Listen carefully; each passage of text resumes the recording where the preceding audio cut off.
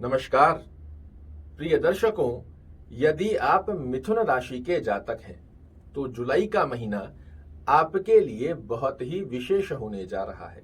इसीलिए मैंने थंबनेल में भी लिखा है कि जीवन में आएगी सावन जैसी बहार, और ये दो ग्रह पूरे जुलाई के महीने में लुटाएंगे आपके ऊपर खुशियां बार बार।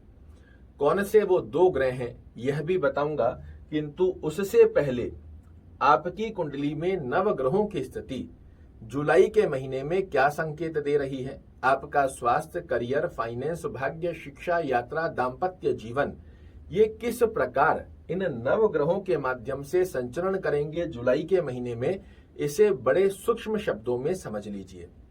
और लास्ट में आपको एक ऐसा साधारण और ब्रह्मास्त्र जैसा उपाय भी दूंगा जो जुलाई के महीने को निश्चित रूप से बनाकर रहेगा आपके लिए यादगार। सबसे पहले चर्चा करते हैं पहले सुख की, और वो क्या है, तो वो है निरोगी काया।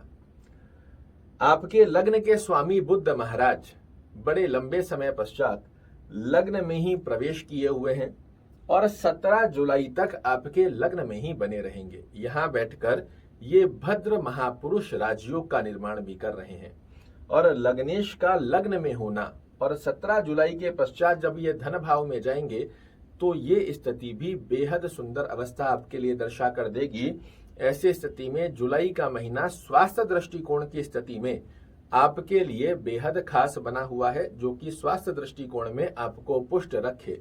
और अगर किसी भी महीने में आप स्वास्थ्य दृष्टिकोण में पुष्ट होते हैं, पहले सुख से पुष्ट होते हैं, तो बाकी अवस्थाएं तो अपने आप से ठीक होती है।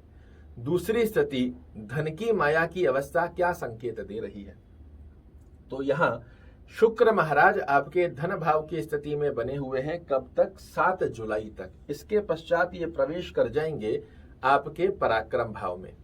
और धन भाव के स्वामी होते हैं चंद्र महाराज, जो कि 2.25 दिन के अंदर परिवर्तित करते रहते हैं, किंतु लग्नेश की स्थिति धन की अवस्थाओं को जुलाई के महीने में आपके लिए बेहद खास बनाकर बैठी है। तो धन से संबंधित भी पिछले समय में जो कार्य रुके हुए थे, जुलाई के महीने में अब अवश्य होकर रहेंगे आपके लिए पूर्ण।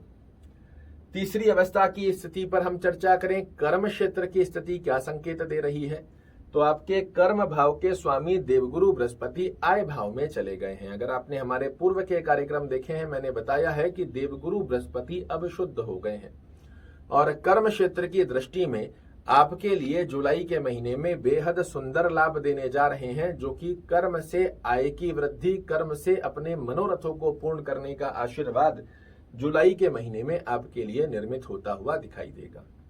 बात करें यदि भाग्य दृष्टिकोण की स्थिति क्या संकेत दे रही है, तो भाग्येश आपके पूरे 30 वर्ष पश्चात भाग्य भाव में ही है और वर्तमान समय में ये वक्र गति का फल भी देंगे।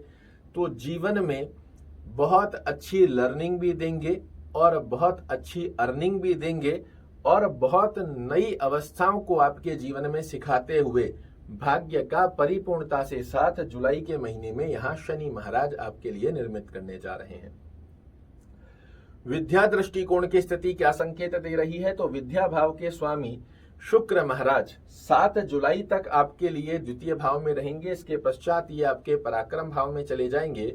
ऐसी स्थिति में जितने भी मिथुन राशि और मिथुन लग्न के कन्या बालक हैं जो स्टडी कर रहे हैं, इनको 7 जुलाई के पश्चात एक्स्ट्रा हार्डवर्क करने की आवश्यकता रहेगी, अन्यथा कहीं ना कहीं मेहनत के अनुसार जो रिजल्ट निकल कर आने चाहिए वो नहीं निकल कर आ पाएंगे। ऐसे में हार्डवर्क करना आवश्यक रहेगा।